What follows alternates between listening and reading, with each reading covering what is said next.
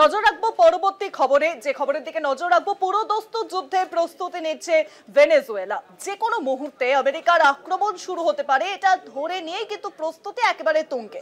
ভেনেজুয়েলার তেল ও প্রাকৃতিক সম্পদ দখলে মরিয়া আমেরিকা। ড্রাগ ব্যবসার মিথ্যে অভিযোগ, ইতিমধ্যেই দুটি ভেনেজুয়েলার জলযান ধ্বংস করেছে ট্রাম্প বাহিনী।